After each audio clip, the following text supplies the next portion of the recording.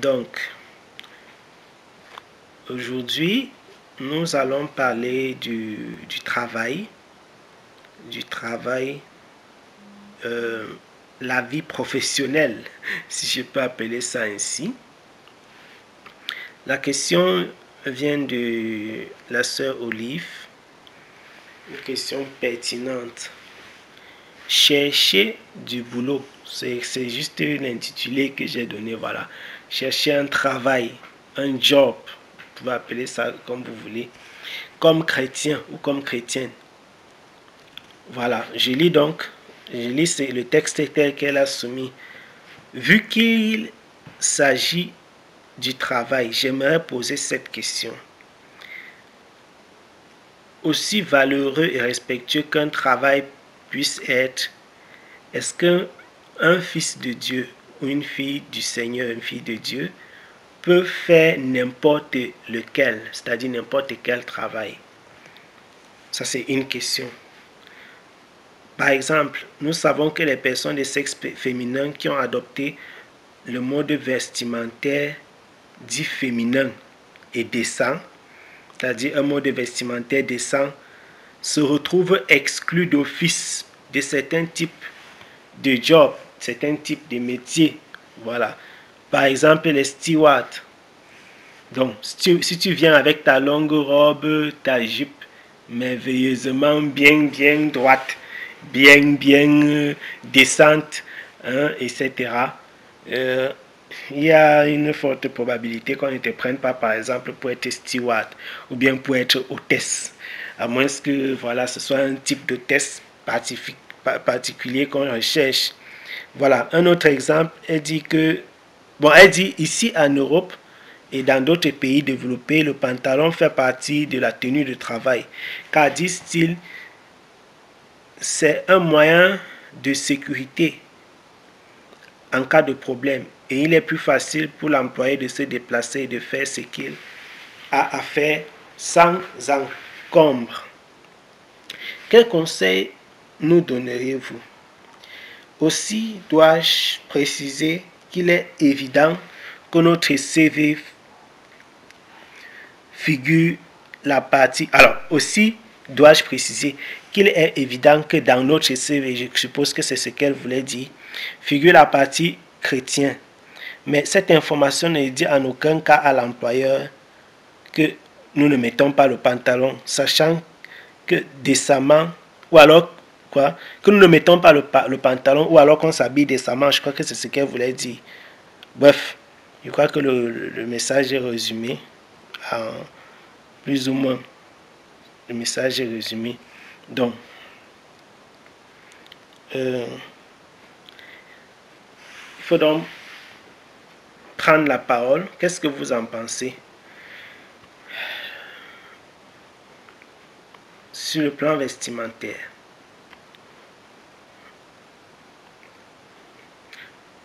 nous devons prendre la parole. 15 minutes de discussion. À moins qu'il y ait personne pour prendre la parole.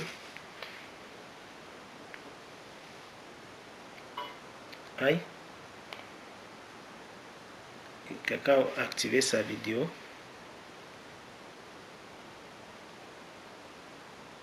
C'est la coucou.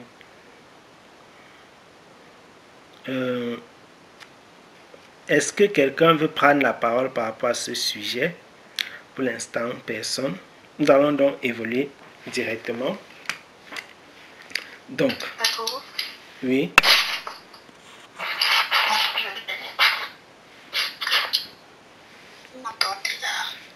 On t'écoute plus ou moins bien. Ok, je vais essayer de lever la voix. Je pense que là c'est mieux. Ok. Oui. Shalom encore, tous les bienvenus. En ce qui concerne le travail en tant que chrétien, lorsqu'on recherche le travail en tant que chrétien, et comme tout autre domaine de notre vie, je trouve vraiment qu'il est important et je veux dire indispensable même de chercher toujours d'avoir fois la vie du Seigneur en ce qui concerne ce que l'on veut faire, parce qu'on peut trouver qu'un travail nous est convenable et que ça répond à nos critères, mais que ce n'est pas forcément où le Seigneur nous attend. Maintenant, ce qui concerne l'apparence, c'est pas seulement les vêtements, c'est pas seulement le fait de devoir porter le pantalon. Je vais peut-être, par exemple, je vais prendre l'exemple, peut-être si on te permet de travailler dans un bar et où on te dit que oui, porte ta grande jupe et ta grande robe, mais tu vas venir travailler dans un bar, ce n'est pas non plus un environnement qui convient à un enfant de Dieu. Par exemple, ça c'est d'un, peut-être une autre sœur, j'ai abandonné les tissages, les mèches et tout. Mais je ne peux pas ouvrir un salon de coiffure où, par exemple, je vais tresser les gens avec les mèches, je vais défriser les gens, je vais maquiller les gens. Ça serait me leurrer moi-même, par exemple, parce que on est en train de dire de faire de l'auto. On parle de partir chercher du travail, mais il y a aussi l'autre côté. On oublie aussi le volet de peut-être la probabilité de s'auto-employer. De dire que si je veux lancer peut-être mon propre business, qu'est-ce que je peux faire en tant qu'enfant de Dieu? Il y a ce type de métier-là qu'il faut absolument exclu. Je ne peux pas me permettre d'ouvrir un bar si je suis enfant de Dieu, parce que ça veut dire que je vais vendre de l'alcool, je vais vendre des cigarettes et je vais mettre une musique qui ne convient pas et je ne peux pas non plus y aller travailler. Maintenant, pour venir sur le côté du pantalon, pour les sœurs, je pense vraiment qu'ici c'est à aller au cas par cas. Bon, un métier par exemple comme le steward ou être hôtesse, c'est clair que c'est pas vraiment convenable à un enfant de Dieu, parce que, bon, à une sœur, pour le frère c'est un peu plus simple. Pour la sœur, non, parce que là tu as un pantalon, tu es obligé de porter un pantalon ou alors une jupe très courte, parce qu'on ne permet pas de mettre les jupes qui dépassent le genou. Les jupes là s'arrêtent généralement au niveau des genoux ou au-dessus des genoux. Et donc, c'est clair que tu ne peux pas te mettre un vêtement de ce genre et vu que tu es en public et tout exposé aux gens, les regards et tout, tu as une occasion de chez tous les autres. Par contre, je prends ceux qui exercent peut-être dans les métiers de la médecine. Infirmière, elle est aide-soignante, elle est médecin. Dans ce cas... Ou de l'ingénierie, peut-être. De comment? Oui, vas-y. Et dans ce cas, la sœur ne peut pas dire qu'elle va peut-être aller au bloc opératoire avec sa robe qui traîne au sol. Peut-être que la sœur nous dit ici, elle met souvent ses longues robes pour aller au bloc. Par exemple, des plaies peut-être en consultation, simple réception, comme ça tu as peut-être ta robe, tu es habillée comme cela convient. Mais il est clair que dans un cadre peut-être de bloc opératoire, puis tu mets ton pantalon, puis tu as ta blouse là qui te couvre. Là, ce sont les métiers que tu peux t'empêcher de faire. Mais et donc vraiment, dans ce qui concerne l'habillement, c'est aller au travail. Mais il y a des métiers qui sont complètement vraiment à exclure quand on est enfant de Dieu. On ne peut pas réfléchir et penser à regarder de ce côté-là. J'ai envie de parler, de faire les esthéticiennes, de vendre dans le bar. Mais la question, c'est quand on a commencé à travailler, j'ai commencé à me demander que est-ce qu'un enfant de Dieu peut faire dans l'armée, en fait, un militaire qui est appelé à aller au front, tuer les gens et tout ça. Est-ce que un enfant de Dieu peut faire ce genre de métier? Moi, je me suis posé la question. Pour la sœur, c'est évident que c'est non. Une femme, c'est clair que l'armée, ce n'est pas son métier, c'est les chrétiennes. Il faut qu'on se le dise, la vérité. Elle ne peut pas aller à la guerre.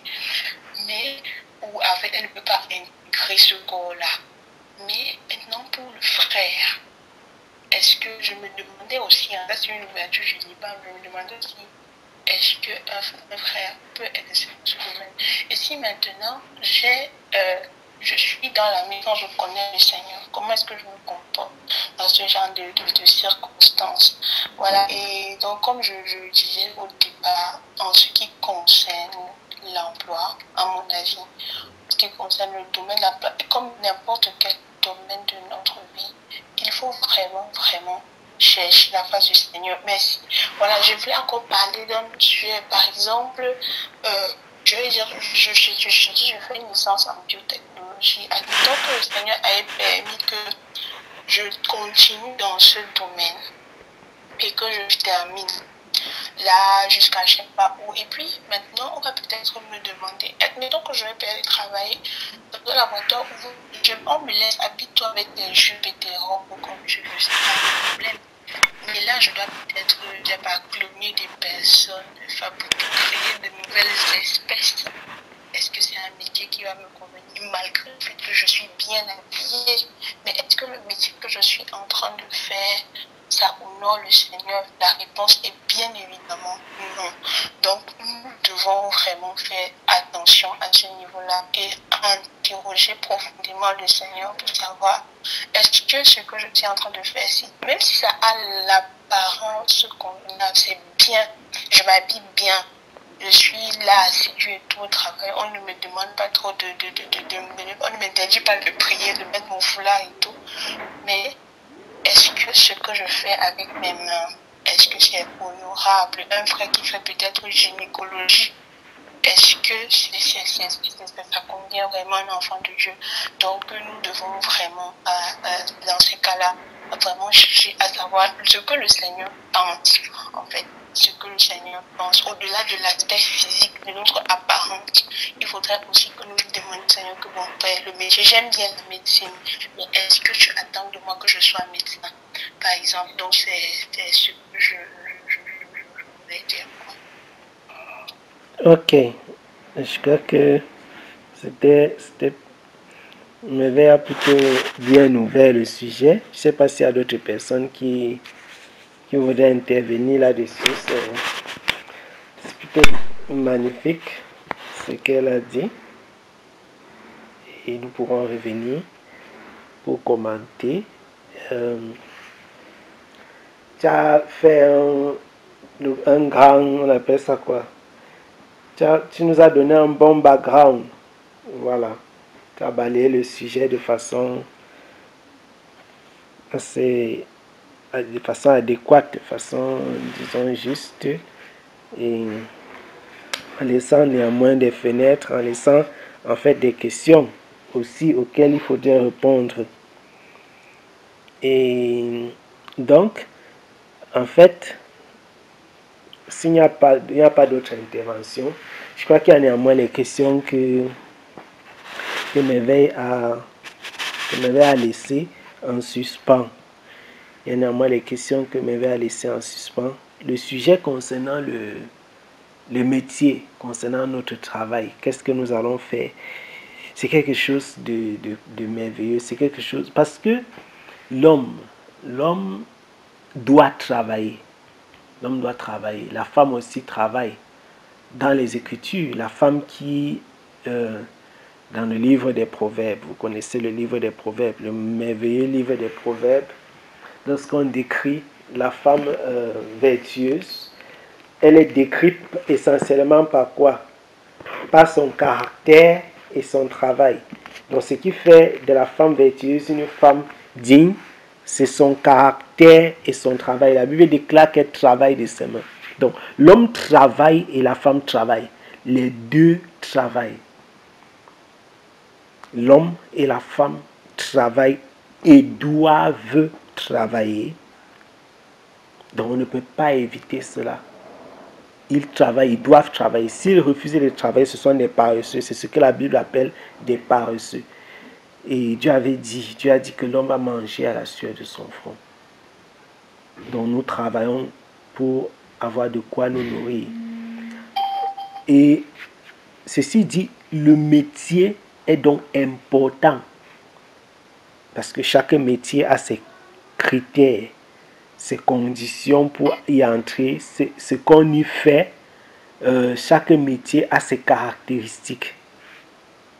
Voilà. Il est donc important pour un enfant de Dieu, parce que quand Dieu a dit que l'homme va manger à la sueur de son front, le Seigneur n'a pas dit que, comme j'ai dit que vous allez travailler avant de manger, voici les métiers que vous allez faire. Dieu n'avait pas sorti une liste. Ça aurait été évident, facile en disant, ok, faisons le checklist. Et puis on voit qu'est-ce qui est éliminé, qu'est-ce qui ne l'est pas. Vous voyez un peu, le Seigneur n'a pas donné une liste. Et donc, c'est à l'homme de discerner quels sont les métiers qui ne sont pas adéquats, qui ne vont pas en droite ligne avec ce que le Seigneur voudrait que nous puissions faire. C'est à l'homme de discerner quels sont les métiers qui ne vont pas en droite ligne avec ce que le Seigneur voudrait que nous fassions. Merveille a dit quelque chose. J'ai pris des notes pendant qu'elle parlait. En fait, Merveille a dit ceci, que ce n'est pas seulement le vêtement. En fait, la question qu'Olive a posée, elle a pris des exemples. Elle a pris un exemple sur les vêtements. Mais c'est une question qui est bien plus ouverte. En réalité, j'ai parlé de la vie professionnelle en fait. Parce que c'est une question vraiment qui est large. Donc il ne faut pas, on ne saurait la réduire aux vêtements. Donc un chrétien, le chrétien et la vie professionnelle en général. Voilà. On ne saurait véritablement la réduire aux vêtements. Ce serait trop restreint. Trop restreint. Donc, c'est à dessein que Merveille a dit que ce n'est pas simplement le vêtement qu'il faut prendre en considération, mais le milieu même dans lequel tu travailles. Le milieu même dans lequel tu travailles. Et ça, c'est important à comprendre. C'est important à comprendre. En réalité, on ne saurait prêcher en faisant une liste, parce que ici déjà nous ne pouvons pas, nous n'avons pas la possibilité ici pendant que nous sommes là.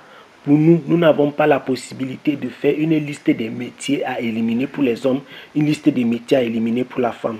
C'est pourquoi d'entrée de jeu, ce qu'il faut dire et ce qu'il faut véritablement comprendre, c'est que c'est le Seigneur qui conduit ses enfants dans un métier. C'est le Seigneur qui conduit ses enfants à faire quoi que ce soit dans la vie.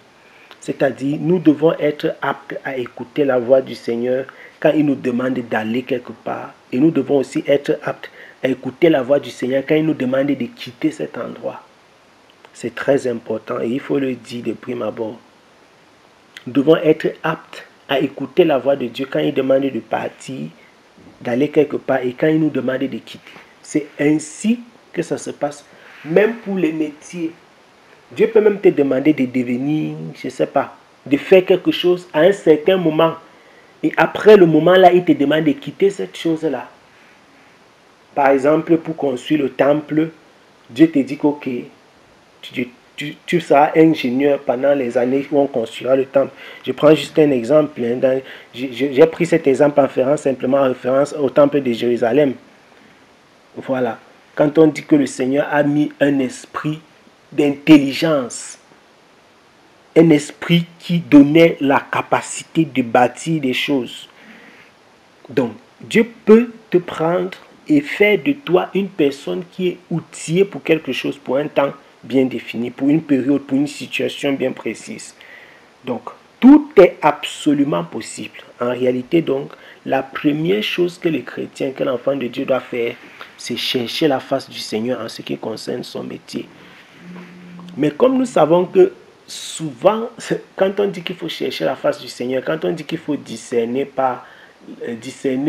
écouter le Seigneur, c'est souvent l'une des choses les plus difficiles que les gens n'arrivent pas à faire. C'est souvent l'une des choses les plus compliquées.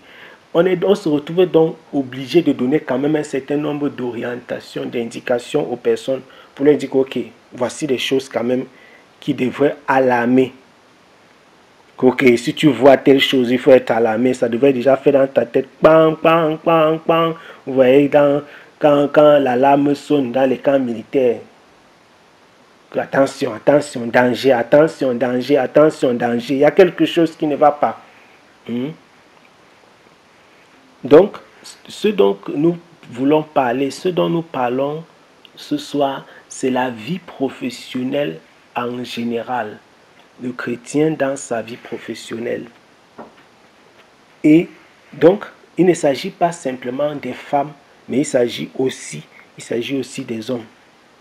Il n'y a pas que le vêtement de la femme, il y a même le vêtement de l'homme. C'est possible. Le vêtement de l'homme peut aussi être inadéquat à son métier. Il y a des personnes qui vont demander aux hommes de mettre des habits serrés. Les hommes aussi peuvent mettre des habits qui sont inadéquats parce que c'est trop serré sur leur corps. Par exemple, le bodybuilding, entre guillemets, les gens qui font le bodybuilding, ça n'a rien de décent, ça n'a rien de chrétien, ça. Ou bien des personnes qui, donc, le chrétien, que ce soit une femme ou un homme, ne devrait pas se dessiner son corps. Je dis bien que ce soit une femme ou un homme. Ça, ce n'est que pour parler parce que on a tendance à penser, à s'imaginer que la décence dans le vêtement, c'est seulement les femmes qui sont indécentes. Les hommes peuvent mettre des pantalons qui sont indécents. Et si vous vous retrouvez dans un milieu avec des homosexuels, vous allez savoir de quoi il est question. Quand tu mets un pantalon, un habit indécent en tant qu'un homme. Parce que là, tu vas comprendre que véritablement, je suis dans un milieu où il y a des homosexuels. Donc, les vêtements de la femme et les vêtements de l'homme peuvent être indécents. Même si c'est souvent ceux de la femme qui préoccupent le plus. Mais les deux peuvent mettre des vêtements indécents. Donc, le sujet n'est pas réduit à la vie de la femme. Ce que je voudrais dire, après avoir parlé du fait que chaque personne devait chercher la face du Seigneur, devrait prier. Chaque personne. Je voudrais dire ceci. Quand quelqu'un cherche un travail, c'est-à-dire au-delà de la prière, au-delà de la méditation pour écouter la voix du Seigneur par rapport au métier que tu devrais faire, quand quelqu'un cherche un travail, quand quelqu'un a une proposition de travail, ou alors quand tu cherches une orientation de carrière, en principe, il y a une question que chacun devrait se poser. Je parle de façon générale avant d'aller dans le spécifique pour que le spécifique soit véritablement pour sortir. Parce qu'en réalité, si on dit que, ok, tel métier n'est pas bon, tel métier n'est pas bon, sur quelle base est-ce que nous l'avons dit en fait? C'est pourquoi je parle de façon générale. De façon générale, les métiers qui t'imposent une indécence sur le plan physique, sur le plan spirituel et sur le plan comportemental ne sont pas bons. Je reprends. De façon générale, les métiers qui t'imposent une indécence sur le plan physique, sur le plan spirituel et sur le plan comportemental ne sont pas bons et ne sont pas adéquats.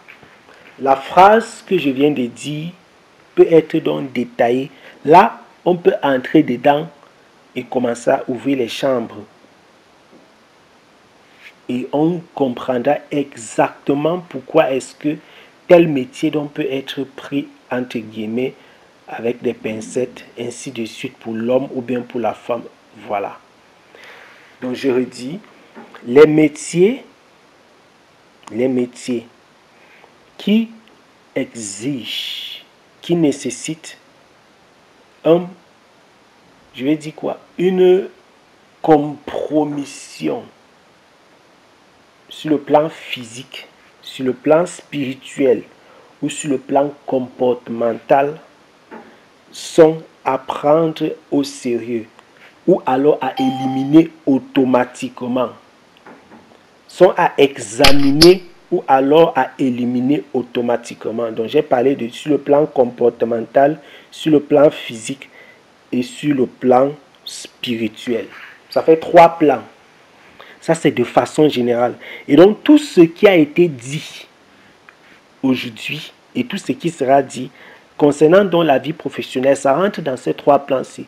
Le plan physique, spirituel et comportemental. Merveille, par exemple, a parlé de la coiffure, le bar, vendre la cigarette, etc. Vous voyez que ça rentre totalement. Un enfant de Dieu, un chrétien ou une chrétienne, va coiffer en utilisant des choses que lui-même ou elle-même n'utilise pas. Non. Ça, c'est une compromission. C'est une compromission. Sur le plan, tant même sur le plan spirituel que sur le plan comportemental. C'est-à-dire, tu pousses quelqu'un à faire quelque chose que toi-même, tu ne peux pas faire.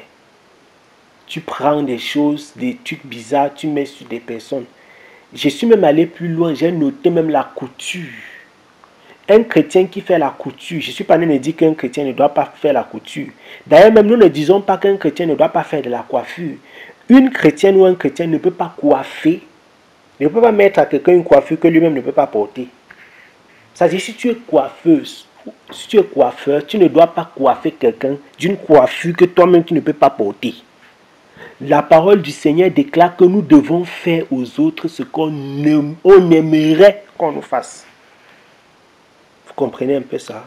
Et ceci est valable pour tout. Pour tous les métiers. Même les métiers médecins, pharmaciens, etc. C'est curieux de voir comment les hommes sont capables de travailler comme si leur travail là, ça ne touchait que les autres, ça ne regardait que les autres et ça ne leur disait rien. Quand un médecin prend le médicament pour l'avortement et donne à l'enfant de quelqu'un, est-ce qu'il aimerait entendre qu'un autre médecin a fait ça à sa fille ou à son fils? Je ne crois pas. Donc nous devons faire aux autres ce qu'on aimerait qu'on nous fasse. Vous voyez que là, je parle des métiers. Je n'ai pas dit que la médecine est un métier à bannir, mais je vois que là, je viens de toucher un comportement dans la médecine qui est une compromission spirituelle et comportementale. Tous les médecins ne pratiquent pas l'avortement, par exemple. Donc, dans les métiers, en fait, nous avons parlé des métiers, mais dans les métiers, en fait, il y a même des comportements dans les métiers qui peuvent être dangereux, qu'il faut pointer du doigt. C'est pourquoi la donnée générale, ce dont j'ai parlé de façon générale, c'est ça qu'il faut garder comme le succo, comme les Italiens disent, comme le sucre, comme la leçon de ce partage. Tous les métiers qui nécessitent une compromission sur le plan physique, sur le plan spirituel ou sur le plan comportemental doivent être revus, analysés, mis en prière avant de pouvoir avancer. Et pour certains, totalement bannis. Par exemple, hôtesse. Si on te demande d'être hôtesse, très souvent, je ne vais pas dire dans tous les cas parce qu'on a vu des cas exceptionnels. Par exemple, si moi je fais une cérémonie et que je vais choisir des personnes, des sœurs, naturellement je vais les vêtir d'une certaine façon. Donc je ne vais pas dire que dans tous les cas, mais je vais dire que très souvent, dans le monde, très souvent, les hôtesses sont en mini-jupe, en pantalon serré, doivent adopter un certain comportement, doivent toujours sourire même quand elles sont énervées. Elles doivent sourire même quand elles sont énervées et tout ça. Pourquoi? Faire toute cette hypocrisie parce que on veut garder, on veut fidéliser la clientèle et tout ça. Donc, il faut faire attention. C'est des métiers qui pour des sœurs sont dangereux. Véritablement qui sont dangereux. C'est vraiment hôtesse et steward, ça part ensemble, les majorettes, je ne sais pas comment on va appeler ça. Et puis maintenant viennent les autres, les barman, tout ça, ça va ensemble. Tu dois fidéliser la clientèle. Après, les gens te touchent n'importe comment. Te touchent les parties du corps. Mais tu ne dois pas être nerveuse parce que ça fait partie des conditions du métier. J'ai été surpris. J'ai été surpris. Pendant que je cherchais le travail, je cherche le travail. Un jour, je suis tombé sur une offre d'emploi. Il y a de cela quelques semaines, quelques mois même. Je vois une offre d'emploi pour une femme qui travaille dans un bar. On avait mis l'âge, je ne sais plus, je ne me rappelle plus de l'âge. Et puis, on avait dit qu'elle doit avoir une certaine présentation physique et tout et tout. Et on avait dit, c'est le salaire qui m'avait choqué en fait. 3 000 €. elle doit savoir qu'elle pourra travailler beaucoup la nuit et se reposer en journée. Bref, le salaire m'avait choqué. 3 000 euros. Juste pour vous dire, vous savez combien, on n'avait même pas exigé un niveau particulier, seulement bien s'exprimer dans la langue italienne et si possible, si elle connaît une autre langue européenne, que c'est une bonne chose. Et quoi d'autre? Vous savez combien touche un pharmacien? Les pharmaciens touchent moins de 2 000 euros pour la plupart. Les médecins, les pharmaciens touchent moins de 2 000 euros pour la plupart. Et le médecin touche en fonction de sa spécialité. Ça, c'est en Italie. Au Cameroun, les pharmaciens sont les pachas. Je prends en Italie parce qu'en Italie, les pharmaciens travaillent dans les pharmacies qui appartiennent à d'autres. Donc, en Italie, les pharmaciens qui sont riches, ce sont les pharmaciens titulaires. Alors, eux, ils n'ont pas de concurrents.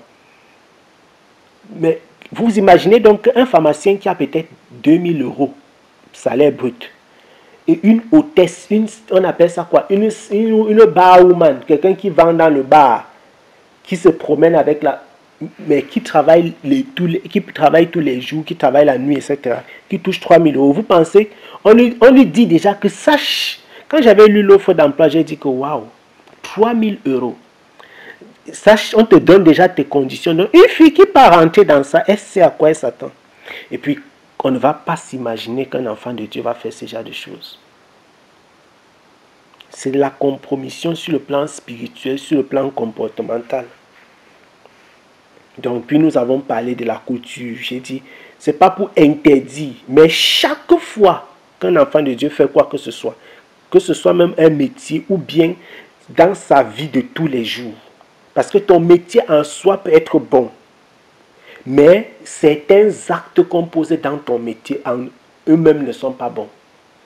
Ce n'est pas un problème d'être biotech, mais c'est un problème de cloner les hommes, par exemple. Donc, biotech, ok, ce n'est pas un problème d'être médecin, mais c'est un problème, par exemple, de faire l'avortement. Ce n'est pas un problème d'être pharmacien, mais c'est un problème de faire l'avortement aussi. Parce que ce n'est pas que les médecins, il n'y a pas que les médecins qui font des avortements, les pharmaciens aussi, etc. Donc, il y a autant de choses. En fait, c'est même des choses, c'est même l'essentiel, vraiment. Ce qu'il faut prendre en considération, la compromission. À quel point à quel niveau est-ce que le métier que tu fais te pousse à la compromission? Maintenant, Merveille a dit que pour le pantalon, par exemple, elle pense qu'il faut aller au cas par cas. Et ça, c'est important, ça, c'est normal. Parce qu'en fait, c'est pourquoi j'ai dit que si nous gardons à l'esprit que, en ce qui concerne la vie professionnelle, en ce qui concerne le métier, c'est la compromission qu'il faut observer, on pourra facilement, chacun en ce qui le regarde, savoir discerner est-ce que c'est bon, est-ce que c'est mauvais. Parce que une chrétienne, par exemple, qui est ingénieure, c'est ingénieur que je disais quand elle m'avait parlé, elle a dit quoi? J'ai dit continue. Donc, une chrétienne qui est ingénieur mécanicien, tu es une chrétienne, ingénieur mécanicien, tu travailles sur les voitures ou sous les voitures. C'est ton outil de travail, par exemple, et si tu as un pantalon, ça, on peut le percevoir, on peut le concevoir. Une chrétienne qui est médecin, qui va souvent au bloc, etc., ou bien à l'hôpital, il est arrivé, moi j'ai rencontré, pas simplement, je ne parle pas seulement de ma femme, je ne parle pas seulement d'elle, je parle d'autres médecins même. J'ai déjà rencontré beaucoup de médecins, j'ai rencontré d'autres médecins, des médecins qui ont un pantalon, des femmes, mais qui ont une blouse en dessus, par-dessus. Donc, qui n'exposent pas leur corps, par exemple. Donc, je vais dire, il y a des critères qui peuvent permettre de comprendre que une femme, dans ces contextes-là, par rapport à leur métier, pourrait mettre le pantalon. J'ai parlé tantôt des médecins, j'ai parlé des ingénieurs, j'ai parlé même des scientifiques. Vous qui faites biotech, il peut arriver que dans les laboratoires, le déplacement dans les laboratoires, que vous ayez un pantalon et une blouse par-dessus. par exemple, pour faciliter les déplacements, etc. Parce que ce sont des milieux qui sont dangereux. Voilà, ce sont des milieux qui sont dangereux. Donc, on ne peut pas prendre le pantalon comme un critère de choix. Maintenant, le pantalon comme un vêtement de société, ça expose. C'est pourquoi là, l'alarme s'allume. Ça expose la décence, ça expose le corps de la femme. Et le problème avec le pantalon, donc, c'est la décence. Au travail, elle est sur son lieu de travail. Je vais dire, une femme qui est dans un bloc, qui est dans son bureau, en train de recevoir ses patients, ce n'est pas la même femme au marché, ou bien dans un bar, ou bien dans la rue, par exemple. Ce n'est pas la même chose. C'est pas la même chose. Donc, ça, ce sont des circonstances qui peuvent permettre de comprendre qu'ok, elle est dans son service, elle est dans son bureau, etc. Donc, voilà. Qu'à cela ne tienne, il faut toujours avoir à l'esprit la compromission. J'ai parlé de la compromission sur le plan mental ou alors sur le plan psychologique et même sur le plan spirituel. Il y a des personnes qui font des métiers collecteurs d'impôts. Collecteur d'impôts n'est pas en soi un mauvais métier. Enfin, quand nous lisons les Écritures, il peut paraître, ça peut donner l'impression, malheureusement, d'être un mauvais métier. Mais vous connaissez, vous savez avec moi que collecteur d'impôts en soi, ce n'est pas un métier interdit aux chrétiens. Mais pourquoi est-ce que ce métier est tant mal regardé, mal vu? Pourquoi? Tout simplement parce que, généralement, ce sont des personnes corrompues. Et qui parlent de corruption, parlent de quoi? Qui parle de corruption parle de la compromission sur le plan mental et même sur le plan spirituel. J'ai connu des bien-aimés, j'ai connu des personnes qui travaillent dans les services où on fait les audits et tout ça, qui des fois te disent qu'elles sont mal à l'aise. Tu travailles dans un service où toi tu es subalterne et tu te rends malheureusement compte que tes boss modifient les chiffres, font des choses, ça te met mal à l'aise. Nous avons connu, je ne sais pas si Amous se rappelle encore, si tu te rappelles de ce monsieur, il y avait un monsieur à Tchang. On a connu un bien-aimé à Tchang qui était policier et il avait les mises à pied tout le temps, parce qu'il avait décidé que je suis policier, non. Je ne peux pas partir en route prendre de l'argent, même si le commissaire veut, non. Il monte au ciel, il descend sur la terre. Le gars avait signé que je ne peux jamais partir. Depuis qu'il est devenu enfant de Dieu, il a décidé qu'il n'est plus dans la corruption, il n'est plus dans le trafic d'influence, il n'est plus dans les extorsions et tout ça. Donc, est-ce qu'un chrétien peut être policier? Oui.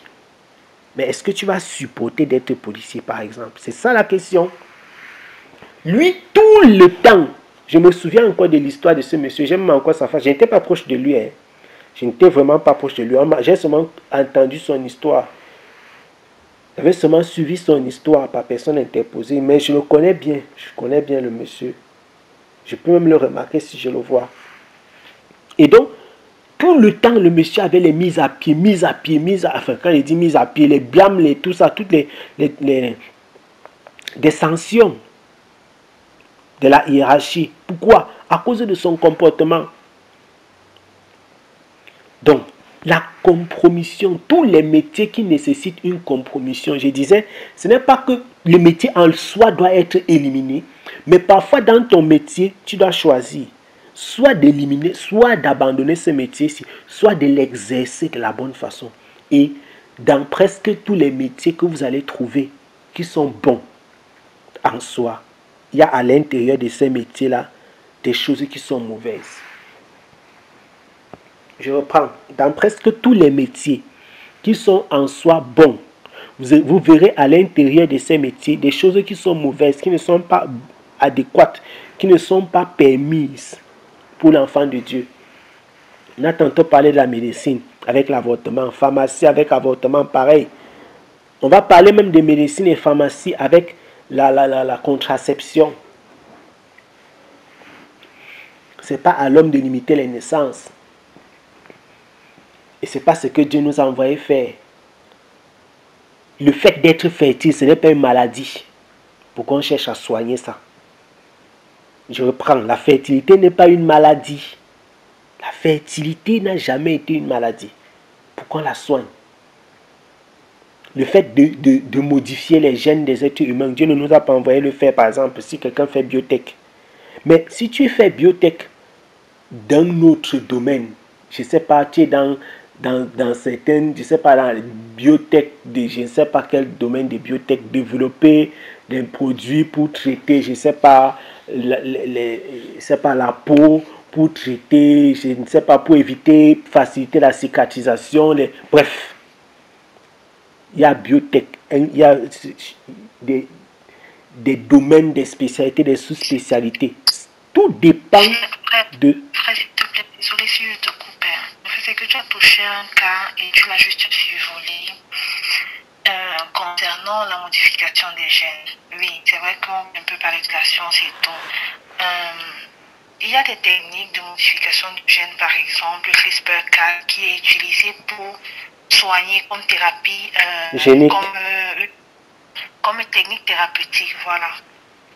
Et dans ce cas, donc justement, comment faire face? J'entendais ça. C'est une modification de gène parce que face au patient, vous allez faire par exemple une thérapie génique ou bien cellulaire. Et vous allez modifier l'ADN de ce patient-là en remplaçant ce qui est altéré, on dit altéré, en remplaçant ce qui est altéré par ce qui est, entre guillemets, normal. Mais là, la technique en elle-même, c'est une modification de gène, par exemple. Voilà. Tu poses une question, ta question est véritablement pertinente. La question que tu poses là, c'était dans mon esprit quelque part. Je savais que ça peut sortir thérapie génique. Maintenant, qu'est-ce qu'il faut faire par rapport aux thérapies géniques? La thérapie génique fait intervenir beaucoup de choses. Lorsqu'on décide de modifier les gènes, parce qu'il faut comprendre le principe, quand on dit qu'on décide de modifier les gènes, on prend une cellule, on prend, je ne sais pas, on va modifier à l'intérieur, on va couper ici, coller là-bas, on va enlever, bref. Ça veut dire qu'on est en train de changer la nature des gènes, pour parler de façon prosaïque, chez le patient, pour lui donner d'autres gènes qui ne sont pas les siens. La question, la voici. Est-ce que l'homme doit changer les gènes de quelqu'un? La réponse, naturellement, c'est non. L'homme ne doit pas changer les gènes de quelqu'un. Comment se fait la thérapie génique? Parce que la thérapie génique en soi n'est pas un problème, puisque c'est une sous-spécialité de la biotech, comme je disais, qui elle-même s'occupe de plein de choses. Si la thérapie génique se fait sans modification de la personne dans son ensemble, parce que je veux bien qu'on me perçoive, je veux bien qu'on me comprenne. Si je dis ici que la thérapie génique est bonne, il est probable que quelqu'un pique ça et il pense que Jean ne dit qu'on peut maintenant modifier la couleur des yeux des gens. Il faut faire très attention parce que ça peut glisser là et partir dans tous les sens. Je reprends. La thérapie génique en elle-même, qui change les gènes de la personne, quel est le but visé? Modifier simplement le gène de la personne parce qu'on veut rendre la personne plus belle, guérir une pathologie, faire cicatriser, par exemple. Je veux vraiment que, puisque ta question est spécifique, il faut une réponse spécifique. Parce qu'en fait, je suis dans une situation de oui et de non. J'explique donc pourquoi oui est vrai. Oui, on peut utiliser la thérapie génique lorsqu'elle s'impose dans des situations telles que la transplantation. Je prends la transplantation comparée à la thérapie génique. Lorsque quelqu'un a un problème, son cœur, par exemple, son rein ne fonctionne pas, on peut prendre le rein, le cœur, etc., les organes d'une personne qui vient de décéder lors d'un accident de circulation, par exemple, pour implanter à l'autre personne qui, elle, est encore vivante. Il arrive que certaines personnes reçoivent du sang, des transfusions sanguines, des personnes qui sont malades. Il arrive que certaines personnes reçoivent, quelqu'un est tellement malade, un membre de sa famille ou bien une autre personne a décidé de lui donner un rein, par exemple, pour aider. Ça en soi, ce n'est pas un acte qui est mauvais. C'est un acte qui est faisable. Si la thérapie génique s'impose comme quelque chose qui va corriger simplement sur le plan local un problème, va bien. Mais ceux qui sont dans l'affaire des thérapies géniques là, ce qui pose problème dans la thérapie génique, c'est que le but ce n'est pas de corriger un problème au niveau local. Très souvent, ils vont jusqu'à s'essayer à la projection des organismes, c'est-à-dire à vouloir reproduire les organismes tout entiers. Vous aurez donc, les gens qui font la thérapie génique vont utiliser les mêmes techniques de thérapie génique là pour modifier le génome des cellules souches. Sachant que tel gène est responsable de la couleur des yeux, on peut maintenant utiliser les mêmes techniques qu'on a utilisées pour modifier le gène du cancer, par exemple. On sait que non, tel gène, quand il est muté, tu as un risque, KRAS par exemple, dans le cancer du pancréas, s'il est muté, tu as un risque d'attraper un cancer du pancréas ou un cancer du côlon, par exemple. On te dit que, ok, on va utiliser la thérapie génique. Je suis juste en train de balayer de façon, parce que quelqu'un qui écoute risque de ne pas comprendre ce que nous disons. Donc, on va utiliser la thérapie génique pour te dire que, ok, par exemple, on va corriger ce gène-ci au niveau de la cellule. Ça, c'est un exemple banal que je prends. Quelqu'un d'autre va prendre la même thérapie génique, aller utiliser ça chez les cellules d'un fœtus. Vous voyez que c'est la même thérapie génique, les mêmes techniques plus ou moins, qu'on peut prendre pour aller changer la nature d'un génome, d'une cellule qui va produire un organisme plus tard. Parce qu'on va avoir un enfant qui est un peu géant, qui a les yeux bruns, les cheveux blonds, etc. Donc, la thérapie génique, est-ce qu'elle est bonne? Oui et non. Oui, lorsqu'elle est limitée essentiellement à un tissu particulier qui est défectueux. Dans ce cas, la thérapie génique va s'utiliser exactement comme si c'était une transplantation. Exactement comme si c'était une transplantation. Non, si c'est pour faire les expérimentations sur les cellules souches, etc. Non, non, absolument non. Mais je redis encore, le but de ceux qui font la recherche sur la thérapie génique, ce n'est pas de l'essayer sur le plan local. Le but, c'est de faire... Donc, ils font de la couverture. Ils cachent les objectifs réels. C'est de produire des nouveaux... Des organismes nouveaux, c'est de produire, etc. Vous voyez, on vous parle maintenant de coronavirus. On vous dit que le coronavirus est... Lorsqu'on a fait le séquençage de son génome, Luc Montagnier, ça lui a valu toutes sortes de, je ne sais pas, un grand buzz il y a de cela un mois. Parce qu'il a fait allusion au fait que le séquençage du génome a montré qu'il y avait une portion du gène, par exemple, du VIH. C'est quelque chose de grave. Ça veut dire qu'il y a eu des techniques de modification du gène qui ont été utilisées pour lier le génome du VIH à au génome d'un autre virus pour fabriquer une nouvelle forme de virus. Ça, c'est ceux qui font les histoires de thérapie génique là. Voilà leur objectif caché. Fabriquer les nouvelles formes de trucs bizarres. Fabriquer les nouveaux organismes. Hier, je voyais encore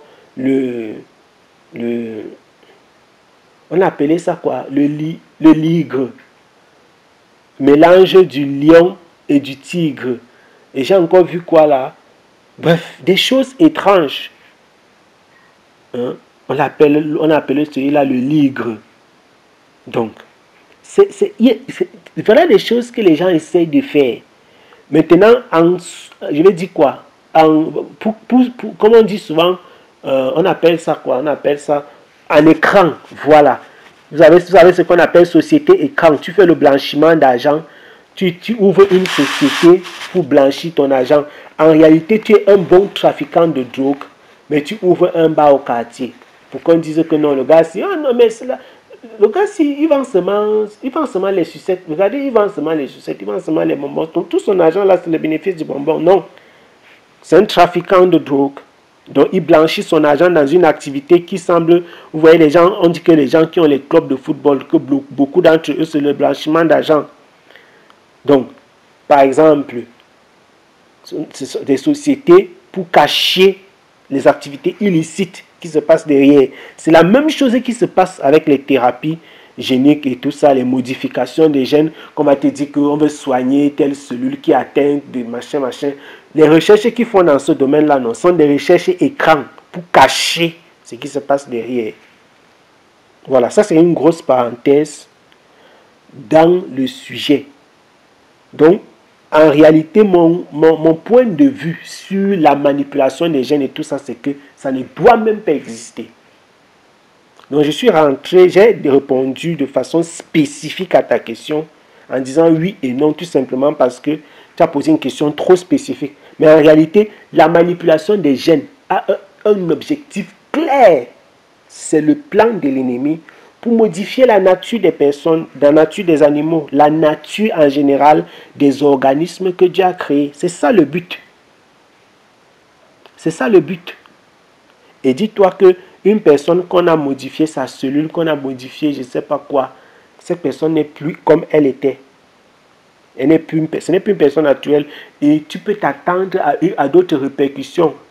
Un rebondissement parce que tu as mis quelque chose d'extérieur. Dieu nous a créé, il y a quelque chose de merveilleux que nous pouvons... J'ai partagé une vidéo et cette vidéo-là, c'est un sujet qui me tient particulièrement à cœur. Et dans la vidéo, je vous ai partagé la vidéo dans le groupe. Pour ceux qui vont suivre ou qui ont suivi, il dit quelque chose que je disais déjà depuis ces derniers temps, on en a longuement parlé avec les bien-aimés, ceux qui sont scientifiques par exemple. Vous voyez, Dieu nous a créés. Il a mis à notre disposition, à nos côtés, j'allais dire, les plantes. Les animaux n'ont pas accès à toute la médecine que nous avons, mais vous les voyez vivre. Je veux dire, vous voyez les animaux vivre jusqu'à 50 ans, 60 ans, 70 ans, 80 ans. Certains font même plus de 100 ans. Certains animaux vivent plus que les humains. Vous voyez un peu? Et nous constatons que ces animaux mangent quoi? Beaucoup d'entre eux mangent les herbes. Ça dépend à quel niveau de l'arbre nous sommes. Ou alors à quel niveau de... On appelle encore ça quoi? Ça a un nom particulier là. La chaîne alimentaire. À quel niveau de la chaîne nous sommes? Est-ce que nous sommes chez les herbivores, etc., etc. Donc, ça dépend du niveau de la chaîne alimentaire. Mais les animaux vivent soit autant longtemps que les hommes, soit même plus que les hommes. Et l'homme a la possibilité d'utiliser les plantes. On ne connaît même pas les plantes qui sont là dehors. On ne les connaît pas. Je veux dire, on ne connaît rien des plantes. On ne connaît qu'une partie j'ai envie de dire infiniment petite. Une partie vraiment très réduite sur les plantes. Et c'est la nature. C'est ce que Dieu nous a donné. On ne connaît pas. Et Dieu la Bible déclare que nous sommes sortis du sol. L'homme est sorti du sol. La plante aussi est sortie du sol. Donc il y a dans la plante presque tout ce dont l'homme a besoin. Il faut seulement trouver la bonne plante. Donc quand tu as un problème dans ta cellule, dans ton œil, dans ton orteil, bref, il y a une plante quelque part en réalité que l'être humain peut utiliser pour le problème là. Sauf qu'il n'a pas encore découvert. Donc c'est à nous de chercher. C'est à nous de découvrir. Bon, ça c'était une parenthèse par rapport à ce sujet-ci qui lui est très scientifique. Pour revenir maintenant au sujet j'ai envie de dire, au sujet du jour, concernant les métiers. Donc, si dans ton métier, tu as des activités qui te posent un problème, qui te poussent à la compromission sur le plan physique. Je me souviens d'une soeur qui disait, voilà, on me demandait de mettre les mini-jupes. Tout le temps, on me dit que mais tu mets tout ce genre de robes et tout ça, tu vas faire fuir les gens et tout ça. On te demande, maquille-toi, non? Pourquoi tu mets un maquillage comme ça là? Pourquoi tu ne mets pas ceci? Tu ne mets pas le gloss? Tu ne mets pas, on appelle ça quoi? Le rouge à lèvres? Tu ne mets pas ceci? Tu dois, on appelle ça quoi? Tu dois marier tes vêtements avec l'uniforme de l'entreprise et tout ça. Marier ta coiffure avec l'uniforme de l'entreprise. Tu dois faire, les choses pareilles. Ça, c'est de la compromission sur le plan physique. Tu dois toujours sourire même si tu es fâché. Tu dois faire ceci, tu dois être hypocrite. J'ai parlé tout à l'heure des métiers où on te pousse à être complice du vol, de la corruption, des injustices. Est-ce qu'un enfant de Dieu peut être magistrat? Oui. Est-ce qu'un enfant de Dieu peut être avocat? Oui. Est-ce qu'un enfant de Dieu peut être policier? Oui. Est-ce qu'un enfant... Oui. Mais, est-ce que dans la police, tu vas supporter de vivre sans faire ce que les policiers font? C'est la question que je pose à la personne qui veut être policier. Je ne suis pas né de dire que vous ne pouvez pas. Tu as tes côtes. Si tu as la foi qui va avec, vas-y. Mais il ne faut pas dire que dans le métier, s'il y a trop, il y a trop la tentation, c'est pourquoi il pêche. Non. Le fait qu'il y ait la tentation beaucoup ne veut pas dire qu'on doit pêcher. Si quelqu'un ne peut pas faire un métier, il laisse. Maintenant, il y a des métiers qu'il faut absolument bannir, comme nous avons dit. Il y a des métiers dans lesquels il y a des pièges. Et si tu ne peux pas t'en sortir en supportant, en résistant à Satan, tu laisses ces métiers tout simplement. Donc, nous n'allons pas donner une liste des métiers qui sont à faire ou à ne pas faire. Il faut simplement savoir quel est le niveau de compromission que ce métier exige sur le plan physique, sur le plan psychologique, sur le plan comportemental. Personne d'entre nous ne va dire qu'une chrétienne peut être prostituée, par exemple. C'est à bannir, vous voyez. Donc, il y a des métiers qui sont absolument à bannir pour ce que ça représente. C'est un péché en soi-même. C'est-à-dire, c'est le métier là lui-même, c'est le péché, quoi. Tu pousses les gens, par exemple, à être alcooliques, barman, barwoman, je ne sais pas trop. Donc, il y a des métiers qui, en eux-mêmes, tu attaches ton corps, tes seins et tout ça, pour partir servir à manger, à boire, pour que les gens regardent et ils sifflent. C'est à bannir totalement. Donc, tous les métiers qui sont ainsi des métiers à première vue, dès que tu vois comme ça, là, tu vois déjà le péché. Ce sont des métiers à bannir et je ne peux pas les citer tous parce qu'il y a naturellement des métiers que je ne connais pas, mais qui sont mauvais, qui sont en soi. Mais il y a aussi des métiers qui sont subtilement mauvais, comme esthéticien. Esthéticien en soi, est-ce que c'est mauvais? Mais attention.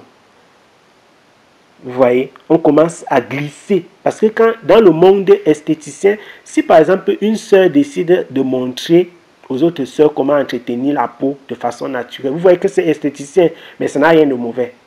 Mais dans l'esprit de l'homme du monde, esthéticien et cosméticien, on connaît ce que ça veut dire. Jansan, entre guillemets. Jansan, ça veut dire que le décapage. Donc, est-ce que le métier d'esthéticienne, normalement, c'est un mauvais métier interdit? Non. Mais est-ce que donc le chrétien va accepter d'être une esthéticienne qui, par exemple, aide les personnes à éviter les boutons sur le visage, à éviter les taches sur le corps, sans les décaper, sans faire ceci, sans mettre les faux ongles, sans... Est-ce que tu peux? C'est ça la question. Est-ce que tu es capable d'être esthéticienne qui s'occupe simplement de l'hygiène de la peau, sans jamais changer la couleur de la peau de quelqu'un, sans mettre les faux ongles aux gens, tu vas dire qu'il n'y a pas l'argent dans ça, non? Et ça, tu vas fermer. Et ça, tu vas refuser. C'est ça le problème. Il y a des sœurs, par exemple, qui aident d'autres sœurs pour leurs cheveux, pour leur peau, etc. Ça n'a rien de mauvais. Vous voyez que ça n'a rien de mauvais. Mais est-ce que tu vas t'en sortir en effet que ça? Voilà. Donc, ces métiers sont subtilement dangereux. Ne te lance pas. Esthéticienne, coiffeuse, etc. En tant que chrétienne, je ne dis pas qu'il ne faut pas les faire. Mais ne te lance pas si tu n'as pas bien pesé. Parce que la Bible dit que ne lance pas un chantier. Après, tu arrives au milieu, tu dis que l'argent est fini. Je suis en train de paraphraser. Donc, ne vous lancez pas dans les métiers pour arriver à dire que, mais je ne savais pas que le métier c'était compliqué comme ça. Il y a trop la séduction dedans, il y a trop la tentation. Après, tu commences à dire que je vais seulement placer les faux ongles, je ne mets pas les faux cils. Je vais seulement placer les faux cils, je ne fais pas le maquillage. Je vais seulement faire ceci, comme ça j'aurai ici un peu d'argent. Vous voyez que tu t'es compromis sur le plan spirituel, sur le plan comportemental. Donc, il faut éviter tout ce qui est compromission. Ça, c'est de façon générale. Même si ton métier en soi est bon, dans ton métier, c'est à toi de discerner qu'est-ce qui représente la compromission dans mon métier et que je dois bannir, que je dois éliminer. Maintenant, je vais poser une question qui est assez délicate, où elle parlait de... tu as parlé de quoi? De l'armée. Est-ce qu'un enfant de Dieu peut entrer dans l'armée, par exemple, peut faire la guerre? Est-ce qu'un enfant de Dieu peut entrer dans l'armée, peut faire la guerre? Les chrétiens n'encouragent pas la guerre. Donc il faut déjà savoir. Les chrétiens, par sa nature, que ce soit un homme ou une femme, pour les femmes déjà, il n'y a aucun exemple dans la Bible des femmes qui sont parties en guerre. La guerre, c'est pour défendre les territoires. C'est une affaire des hommes. C'est une affaire des hommes. Est-ce qu'un chrétien peut entrer dans l'armée? Moi, Gaël, je ne veux pas entrer dans l'armée. Je n'aime pas la force là. Je n'aime pas le courage de voir comment on tue les gens et de voir comment les gens meurent. Donc, je vous dis déjà pour moi. Voilà. Maintenant, est-ce que la question peut être généralisée à toutes les personnes chrétiennes, à tous ceux qui ont cru? Si dans un pays, tous ceux qui sont chrétiens décident, je vous amène aussi à la réflexion, si dans un pays, tous ceux qui sont chrétiens décident que nous sortons de l'armée, ça veut dire que vous êtes en train de dire que ce sont les païens qui vont être, quand je parle même de l'armée, là, on parlait même de l'armée, parlons de la police, de la gendarmerie et militaires ensemble, tout ça. Est-ce que dans un pays, tous ceux qui sont chrétiens vont dire que, ok, nous allons laisser seulement les païens vont gérer l'armée et tout ça. Donc, nous, on ne veut pas, on n'est pas là-dedans. Laissons-les, ils vont aller mourir. Parce que dans l'armée, ça veut dire qu'en même temps, ils tuent, en même temps, ils meurent. C'est une très belle question, hein. En même temps, ils tuent, en même temps, ils meurent. Ils meurent pourquoi? Pour le pays, pour la patrie. Voilà, pour le pays qui les a choisis. On va dire ça. Ok. Bon, nous, on est les chrétiens, hein, vraiment, nous, on n'a pas envie de partir, mourir, vraiment aller mourir pour nous. C'est un peu ce que vous voulez dire. Alors, Papi, s'il te plaît, te couper dans la discussion. Mais pendant que je suis en train de te développer, il y a une question qui me vient d'ajouter à cette question, parce que tu as parlé de la défense du territoire, de la terre sur laquelle nous vivons. Et puis, je suis en train de me poser la question. Je vais ajouter cette question, n'est-ce pas? Et étant donné notre caractère de passager, est-ce qu'on devrait défendre une terre? Et étant donné le fait que la parole dit que nous ne sommes pas en guerre physique. Voilà. tu posais une très bonne question. Nous ne sommes pas en guerre physique, non. Là où nous sommes ici, on n'est pas en guerre physique. Mais on a un passeport. Tu appartiens à un pays. Je prends encore un autre métier. Est-ce qu'un enfant de Dieu peut être sapeur-pompier?